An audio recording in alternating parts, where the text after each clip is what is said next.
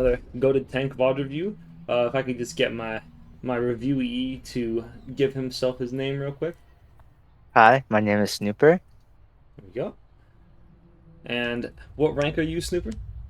I'm currently Masters 5, Demon Protection. Unlucky. Me too, bro. Well, not yet, but I'm looking close. I'm really close. And That's looking bad. what tanks do you normally play, and what tanks did you play in this video? I normally play Winston, Hazard, and Ryan. In this video, I picked some Zarya, Hazard, and a bit of Ramattra. Good, good, good. And last thing is a little bit of fun trivia. How did we meet? We met on the Overwatch esports team Mm-hmm. in collegiate. That's where we met. And then he Nice, and tutored me collegiate. all the way to Masters. Griffin Gaming, baby.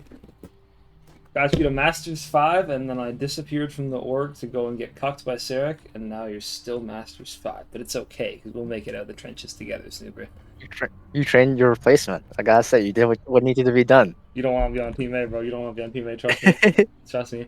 Alright, so this VOD is going to focus on some ground tank gameplay on King's Row, a pretty classic bread and butter situation for 99% of tank players. I'm going to be looking mostly... What the hell? Oh my lord. I saw that name. Into what they're playing, obviously you don't know inside of Spawn, but assuming there's no swaps. And the Xion Sigma Wuyang Bap on Zarya, a lot of your value is going to be predicated mostly from being able to invuln something the Sigma's trying to do, either to you or to your backline, and then spacing out their Xion and giving your Xion space to walk. Now, Okay. with Hanzo Mercy, I will say you're probably going to have a slightly difficult time on Zarya just because of the fact that they want to play static, and Zarya really thrives into these static comps from having someone that can really rush in, get bubbled by you, and then make a giant break for you to follow up on. But with your other support on Kiriko, it might be workable depending on how the enemy team plays or misplays the space. Good charge farming here. I really like your right clicks in particular. I think you got baited a little on that bubble, but that's okay, because then you force the Xion outward.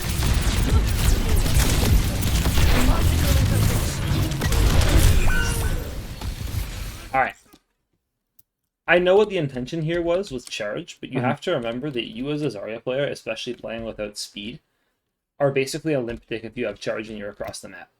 Because you can't kill this bitch unless she stands perfectly still and you hit 3 right clicks across the map on her dead center. He's gonna... All these 3 are gonna want to be poking you out, and the whole time, you don't have people that can follow up because DPS Yada is playing at the back of map scared of Widow, and the rest of your team has only just recently made the rotate, and your Xion hasn't even had a chance to cross. Yeah. Now, the way I think you could have played this better, right here, we see you walk, you're at 56 charge, you look to fish a second bubble and bait aggro. If you don't hang right here and go to take mini, if what instead you do is you shift and you walk the cross, your Kiriko will still be able to heal you, even if she's up here, and you'll be able to force a really nice fork in the Sigma that's going to constantly tax his health bar. Okay.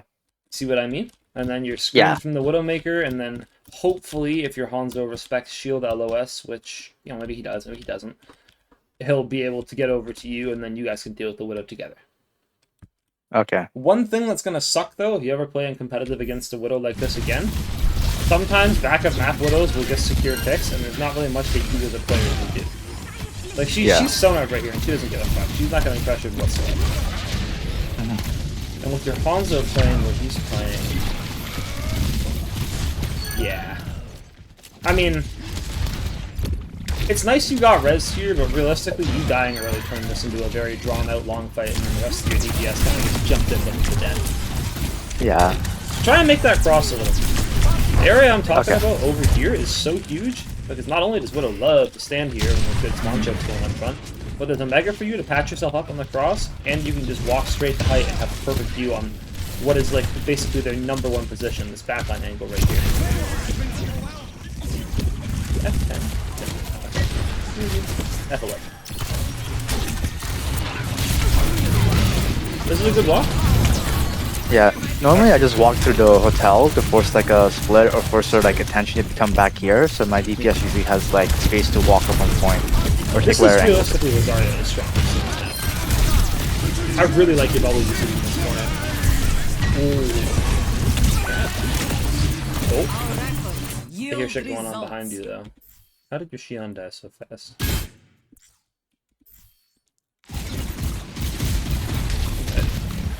One thing I'll say is that definitely in this match, I probably could have bubbled my team a bit more. I was usually just focused on myself a lot more than my team.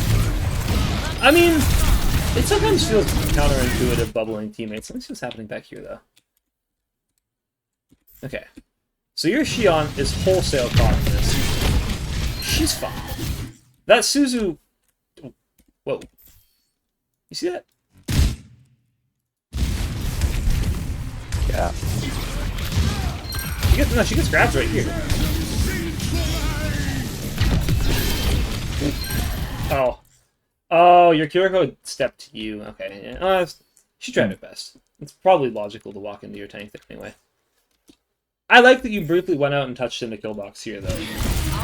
A lot of things that tank players don't do is leverage their outcome properly, and you made a pretty decent go of that.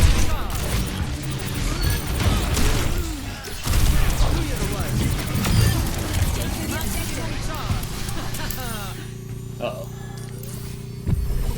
Losing every game so far. I might have gotten another to a Doom 4 stack, that's awful.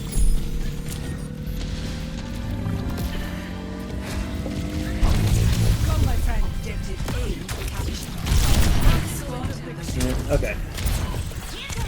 Well, ultimately the Sigalt gets no value because you did a good job making space for your Mercy, and then you killed yourself. You wanted to grab there, didn't you? Yeah. Yeah. Also, I'm still not used to how much damage Xion can like put out with her burst pistol. This is my first match against her like in comp. And I'm still shocked by the amount of bursts they can just pull off on me.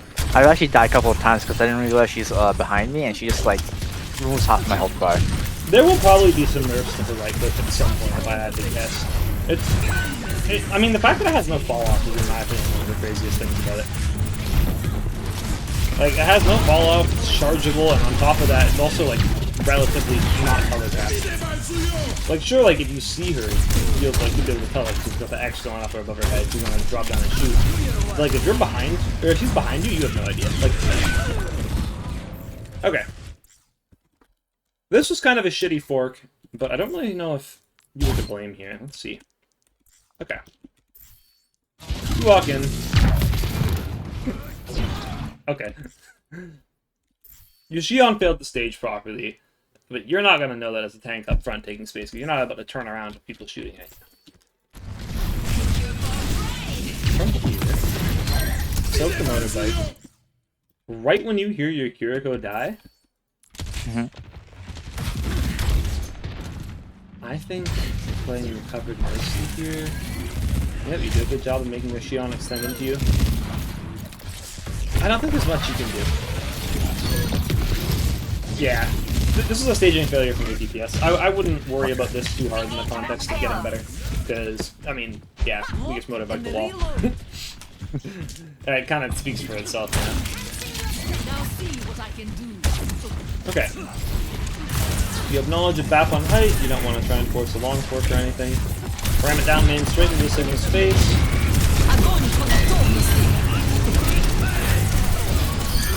Nice. Nice. Okay, that was really, really, really ballsy, but I know why you did it, and I like why you did it. The only thing I could say was maybe on the walk-up you play cover just a little bit more. I really thought you were dead. Check red bow. Make the like, right after here. You don't get reds, obviously, because...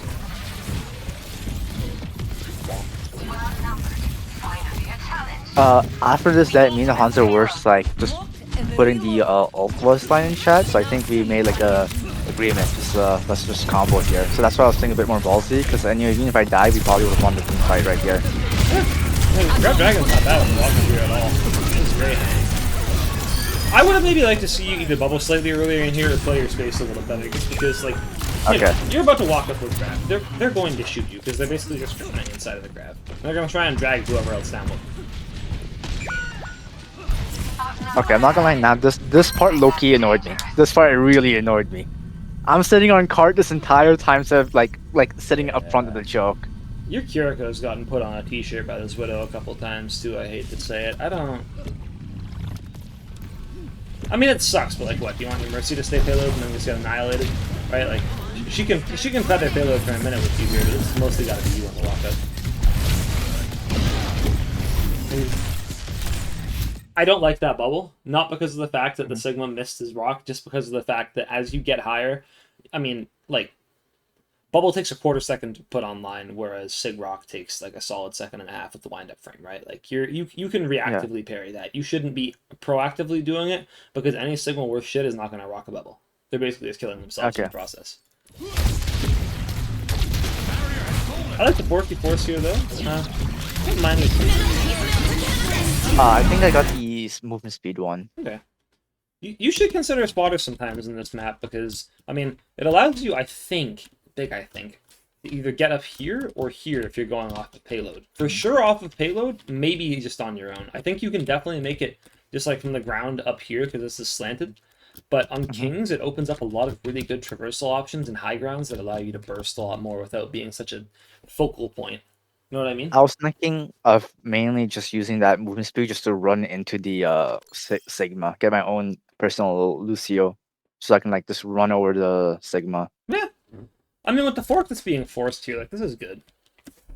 But running into the Sigma, in my mind here, is a little dangerous, just because you have these two stacked at back, and you also have a BAP. Even if this guy is half right here, it really depends on... Oh, shit! Oh, no, never mind. Okay. I think I'll let it play out a little more. I probably ate my words there. In the context of what you were trying to do in your perk selection, that's good. The only thing I can possibly say is Jump Ups is honestly a better perk in this map than you think it is, but your perk that you chose pairs exceptionally well with Xion, and this game is just all things Xion right now, so not a bad decision to just put the whole pocket as much as possible. But again, in keeping with the Jump Ups conversation, you can make it up here on Zarya, and this is one of the most powerful high grounds in the game, so food for thought. Nice. I like the chip in the Sigma here. This is really good.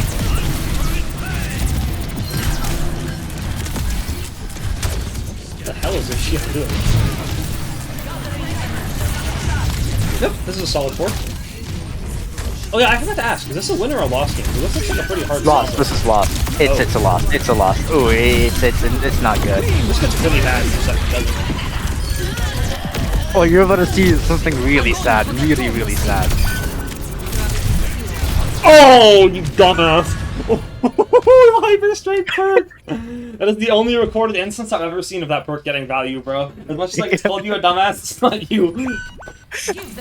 I didn't realize he picked that perk. Like, until that moment. I didn't realize that he had it. Okay. I will say, have you played against Hyper Strike a lot? Because I really have not. It's not that great against Doomfist, to be honest. No, honestly, not really. Most Sigmas, like I've seen, you just get the hover perk. You notice how his hand was glowing for a second, like his offhand? Oh, okay. That's how it's telegraphed. I mean, you didn't really get a chance to see it or even tell that he had it because he just like farmed it off you and then punched you in the face instantly. But against Sigma players that take Hyper Strike, in part because it's so good against Zarya, maybe look for bubble it sometimes, but let's keep an eye. Make sure it doesn't displace you. This is tragic, but this, I mean, I don't know. It's not exactly a bad bubble. You just had to consider where you were standing. Not bad bubble, bad grab. Well, here we are. Give them hell. Unfortunate, man. Oh, yeah. I would take a second after that, too. I know your hands are just, like, in your face right now. Well, not the best scenario, but one of their sports ults right there. Your team is up to building Xion ult and Food ult. Now, both of those kind of get countered by Sig, but depending on how you bubble here, there's a chance you can steamroll very fast. But that said, if you're controlling your steamroll, your gear probably has to run it forward to box the second gear.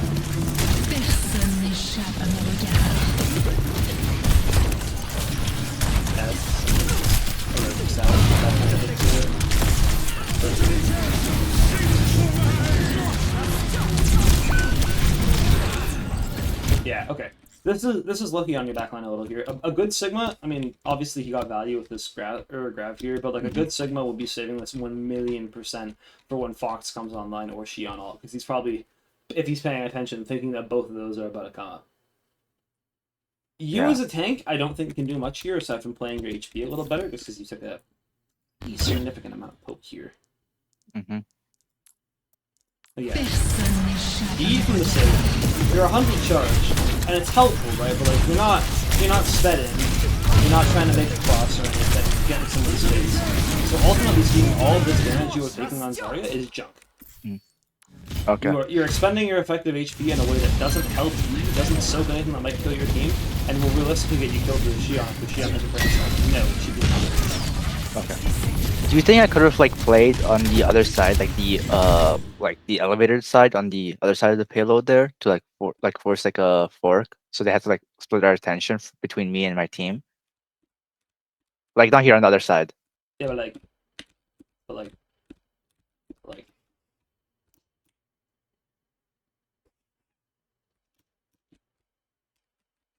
Yeah.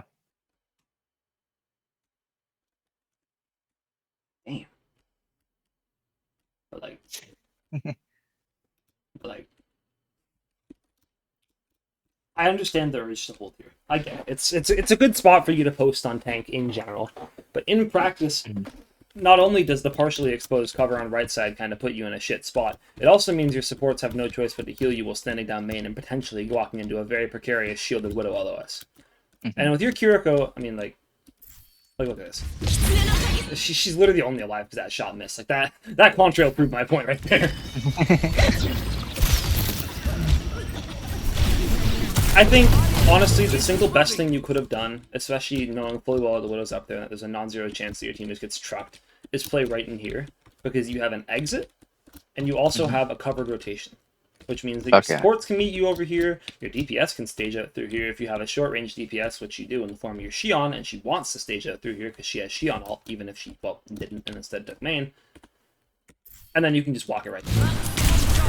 Now, again, because you have a Mercy... Wow. Okay.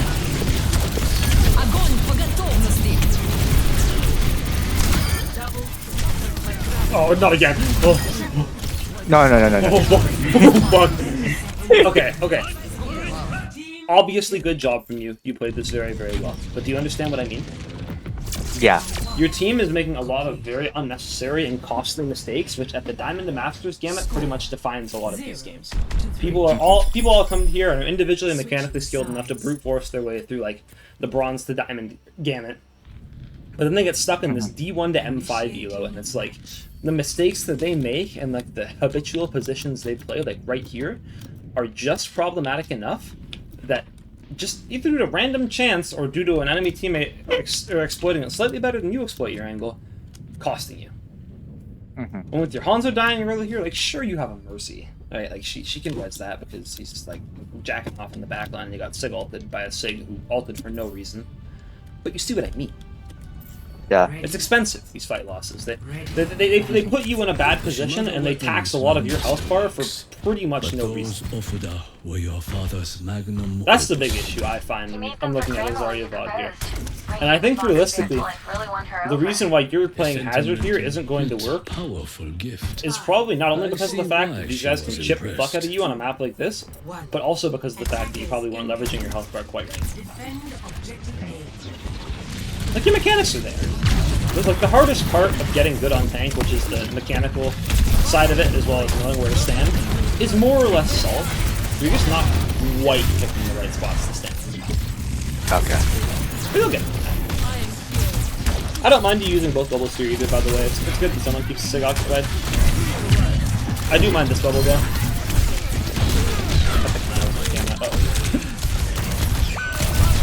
I do mind that bubble a lot, though, truthfully. Just because of the fact that, like, it's costly. You can't bubble your Mercy res in the layout. You take so much damage in the walk. Like, it's the same thing that's thrown all over again, right? Yeah. And then the Shion, who can pretty much just tax half a health bar of literally anyone in the game for free, walks in, practically jacks off in this doorway, and then both of you fall over. Objective lost. That's the cost. That entire health bar is a resource that's meant to be traded. It's not meant to... You're not meant to play 0 damage runs like this is Elden Ring or something. You are meant to get in there and make it so that your bar lasts for longer than the other guys, and you tax his bar better than he taxes yours. Yeah.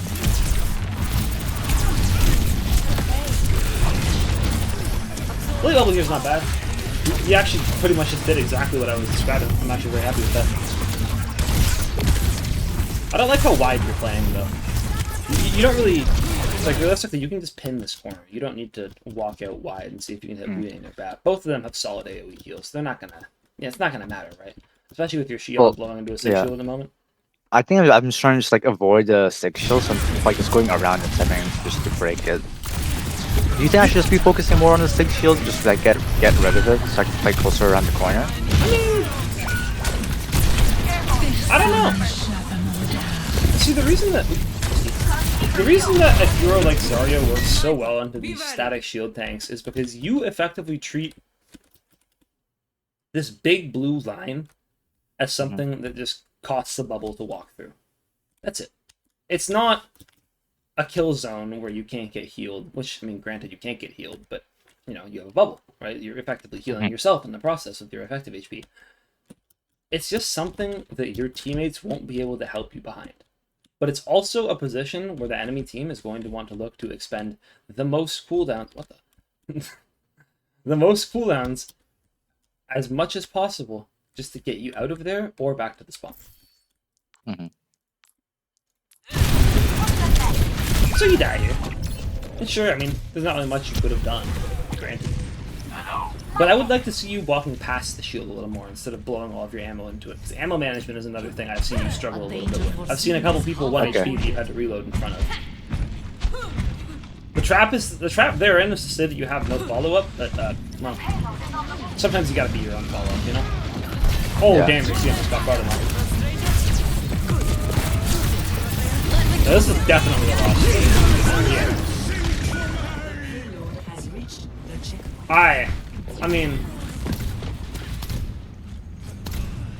truthfully, we don't even need to fox this, like, but yeah, I guess it did wind up getting 3 ult, so it is what it is.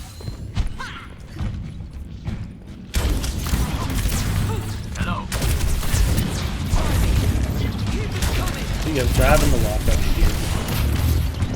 Playing that health bar a little dangerously. I'd like to see you pinning over towards the right corner here just a bit more, because many for self-sustain, which also triggers your shield regen too. And on top of that, you can also just blow into the Sig Fork, and you can ping the Widow for your team, which in turn makes her less effective. And if you throw a little bit of shit at her too, like if you right-click her, you might jilt her a little and make it easier for your Hanzo to hit the shot, or harder for her. Just anything that makes her life less aim labs than it already has been for the majority of this game, because that's pretty much all this emo rave dickhead's been doing. He's just been sitting behind cover and getting points.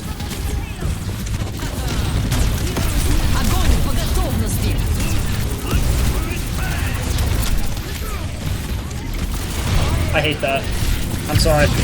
I'm sorry, Snooper. I know what you were going for. Your Hanzo's in the back of the map. Dragon Strike is one of the slowest traveling ults in the game. Sure, the Sigma dies. But the Xion ult is about to be fucking huge. Oh, it is. Yeah. Exactly.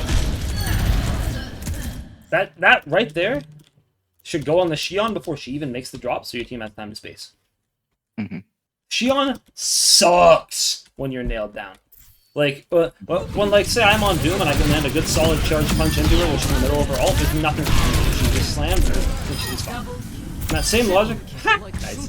That same logic applies with just throwing a grab right on top of her and then just keeping her down. It's all you gotta do.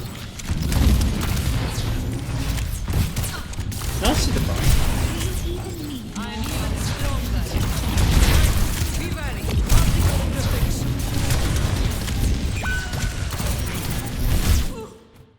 Him dying back here is not your fault, but again, these short bubbles trying to farm charge are going to cost you, because it's not being high energy that prevents people from walking on you, it's being high energy and having bubbles. Okay. You are very, I mean, not only does Zarya have a pretty wide hitbox as far as tanks goes, you are very, very, very, very, very vulnerable. The most vulnerable out of any tank in the game ever when you don't have bubbles. But that single defensive cooldown makes you such a threat when you leverage it properly. I would realistically like to see you I mean, at this rate, it's like way dying.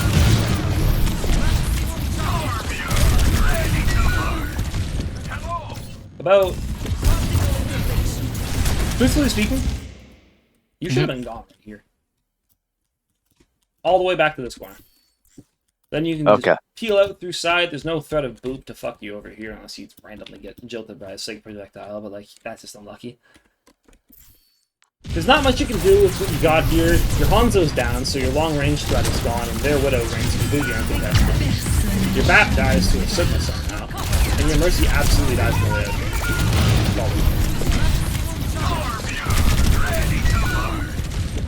See what I mean? Yeah. You don't have those bubbles. You can't do anything to save your teammates that are walking out. You can't do anything to make your next side position more favorable. Instead, you have to walk out of these two abattoirs and cross your fingers that they feed you just enough for you to be able to get your value. But especially with that grab here, after wasting it on the attempted Dragon Strike combo, and a few people that can realistically live it, get back in time, it's not going to matter. You get fucked. It fluxes you and you're gone. Chiong!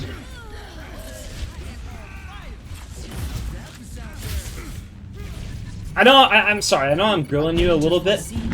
No, it's fine. But on Zarya, especially as you get into these as you get into these higher ranks on Zarya, you need to use your bubbles absolutely optimally at every single game situation. Okay. Like right here, if you want to get a little bit of pre-fight ult charge, you don't bubble to cleanse the Widow Mine. You know what you do? You eat that Widow Mine, you walk up knowing full well she can see you, and then you walk right into that Widow shot with your bubble up. Bang! 320 charge. Now! Oh. That's weird. Vendetta here is an interesting pick from your team, but she's an excellent bubble target for you, and she'll probably get you a shitload of charge if you play her. All you gotta do is make sure that you don't waste your own bubbles. And she's got time to really make something happen with the bubbles you give her.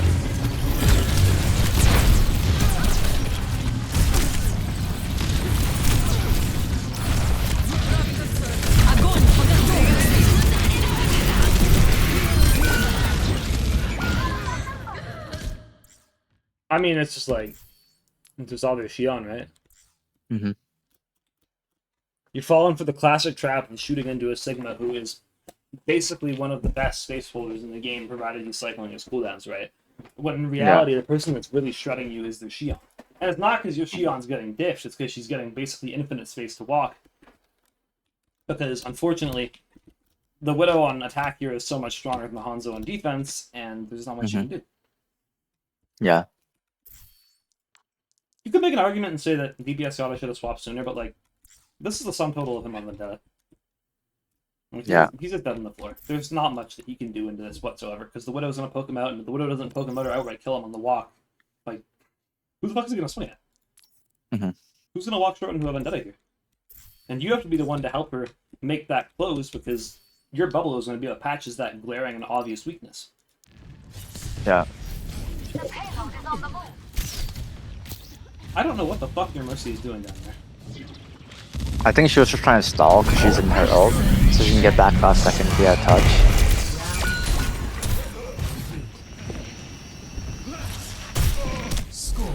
Realistically, you need to go Doomball or Winston to touch there. Malgar is going to get murdered. Switching sides.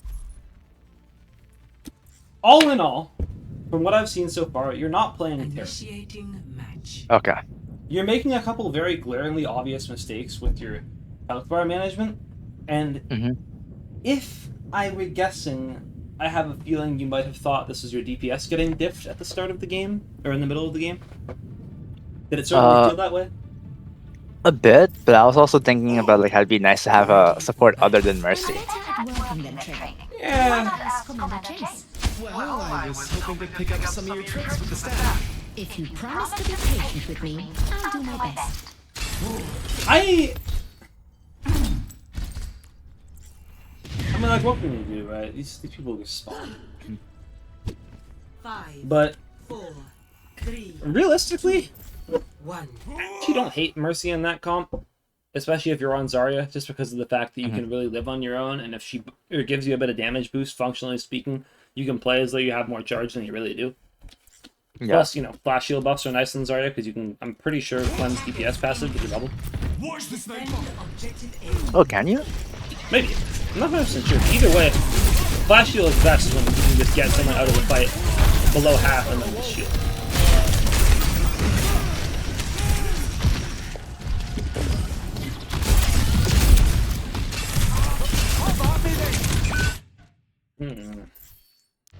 Okay. You want to know what I think of when I see the next 20 seconds? Sure.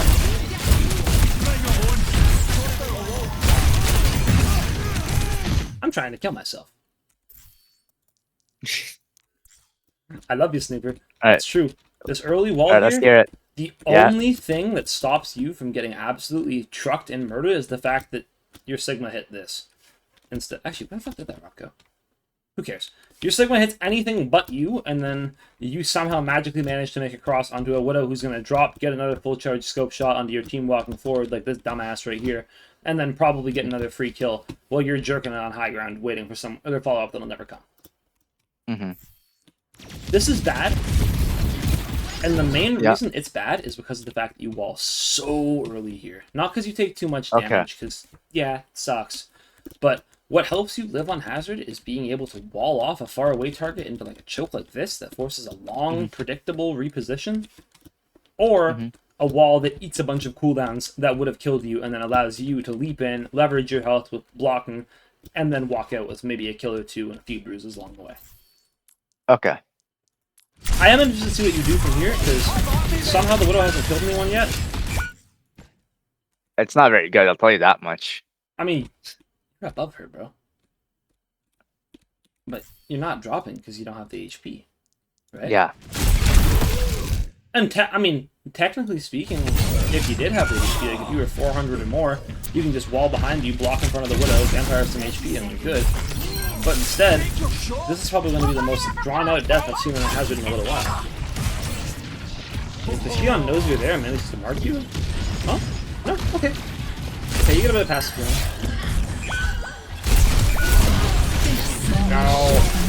No, not these walls, man. Like, it's too early. Okay. It's too early and it does nothing to force a good 4. It's the exact same logic as you've seen from... Ooh, that's good, right there.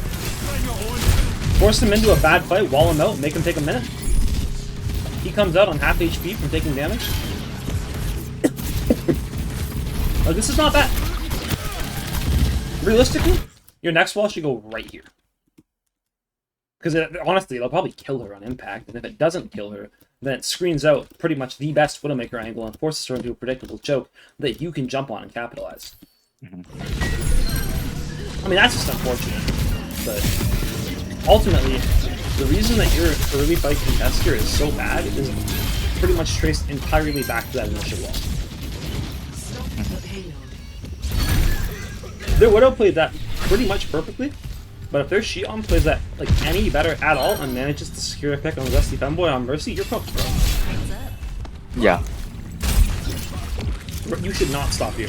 You should not stop here. You only see the Wu-Yang, you know the Widow's there. You do exactly what I was talking about. Well, it's good. You can use your leap for mobility a little bit here too, by the way, if you want. You don't have to worry about getting a good slash in anyone, because realistically that slash, even if it connects, is not going to kill someone. You need the time to get the follow-up shots in, and also the pre-shot, and it's just nah. This is not worth it. Okay. Also, last thing on Hazard, you're not on this. Yeah. Don't block around a corner like this. It costs you way more than it enables you. Now, if you like block around a corner like this and eat an important cooldown like Shion's Bike, that's good. That's really good. But if you just block around and eat like some random like junk damage primary fire, yeah, it's bad. You're taxing your health and your block bar for no reason. Okay. I would like to see here. Fight the Shion. Nuh-uh.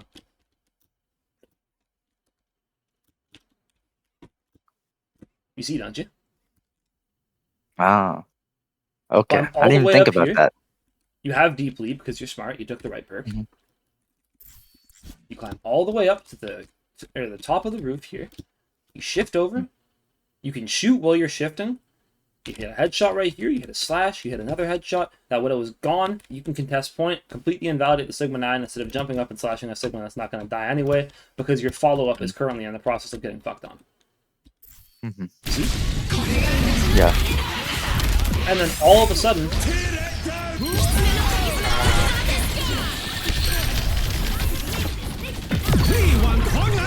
it's not bad, it's just so costly. Like, you traded your entire life for pretty much nothing aside from wasting the Shion's time. And a better Shion is not going to take that and waste the time, right? Yeah. Oh fuck, he's almost seen answering on raising fucking. But, yeah. I wouldn't have, oh nice. I wouldn't have minded seeing you jump for that BAP a little earlier, but you did a good job this time. Okay. Now, here's another situation in which not having wall sucks absolute mania horse cop. Yeah. If you throw it dead center, damage can't get amped into it, it effectively has more HP. That's good. That's perfect. That's exactly what you want in Hazard. You want that to be an obstacle that will eventually go, but will cost them for trying to peek it and blow into it. Because then the BAP has less ammo to keep shooting through that window, and then you have more time to jump and follow. Yeah. I don't think your follow-up here is going to particularly suck.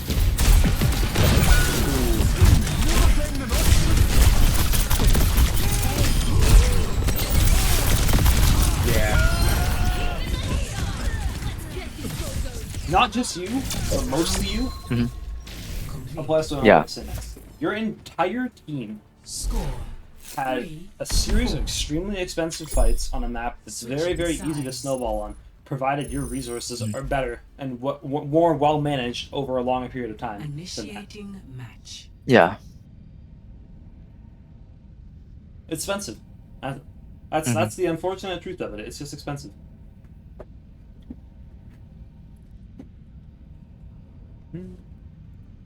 Alright, now we're gonna come back through here. Ready for battle. I don't hate the ramp pick here. I do think it's kind of a, I'm just gonna throw out another hero and see what works, because I think your Hazard was actually working pretty decently well. Now do you understand? I think you just got caught up a little with the... How do I put this? You got caught up a little with trying to get into their backline.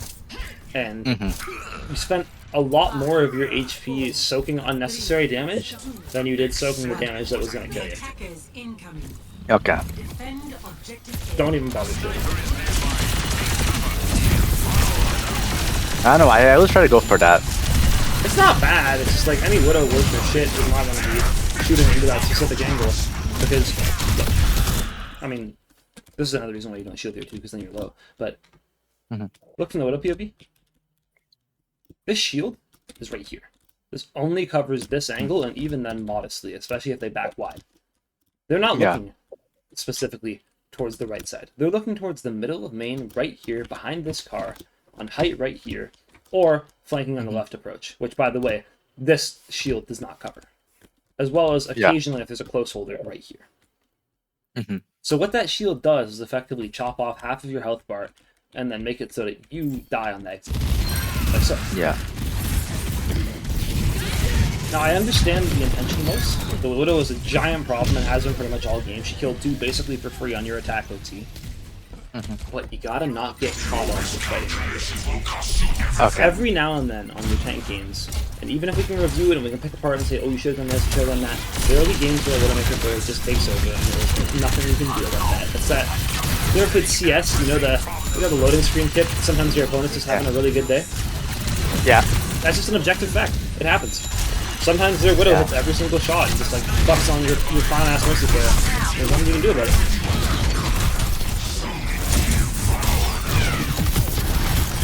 I would have liked to see you take me on the exit there, but that was a pretty good one.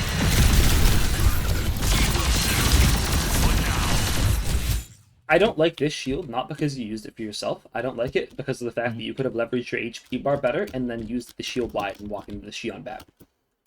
Okay. Your Sigma is not going to kill you on his own here, right? You have an opportunity here where you can soak damage well like you had done at some points, but you got a little too scared because you had done it wrong a few times and it gave you the wrong idea anyway. Like, that's a much better value. That's great. you do for this going forward, I think is really permanent. Because Rishion's coming up on a pretty nasty fight now as well. Unless, nice. Nice.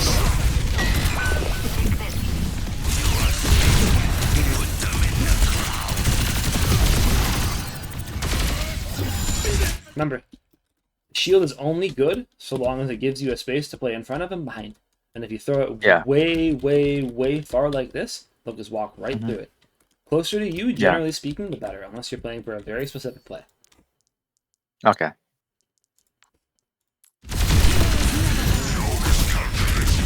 Now we're going to shift left here.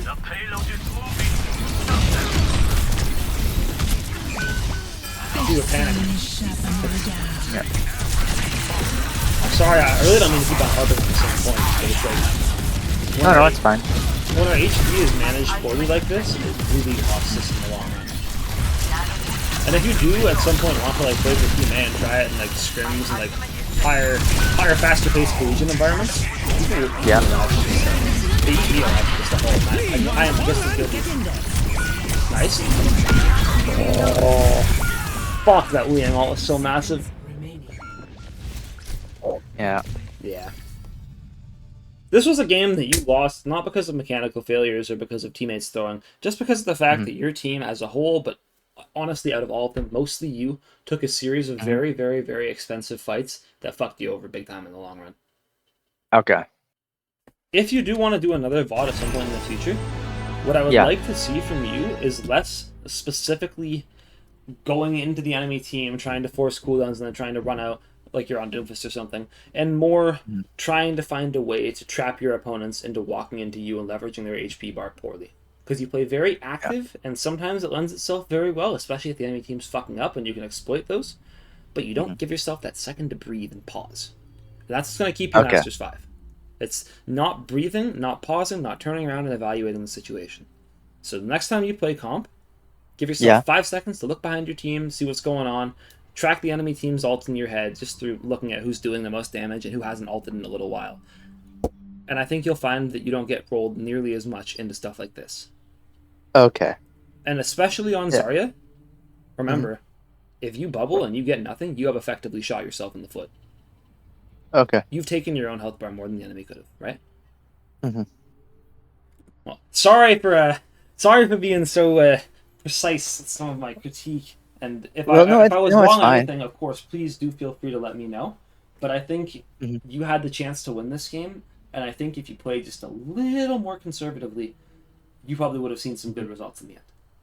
Yeah, that's why I thought this was also a good VOD to give you, because it's like, there's definitely some mistakes here that I saw myself make, but like there's also some that I knew that I wouldn't be able to see. That happens, man. This is what the third person is for. It lets you see from a macro perspective. It's like looking at the chessboard instead of looking at a piece POV. All right, buddy. Well, I will let you go, but thank you so much for bringing this VOD to me. And if at any point in the next week, maybe 2, you decide you want another VOD review, let me know. I'm still unemployed as fuck, so you know how it Me goes. too, man. Me too. It's so bad. All right.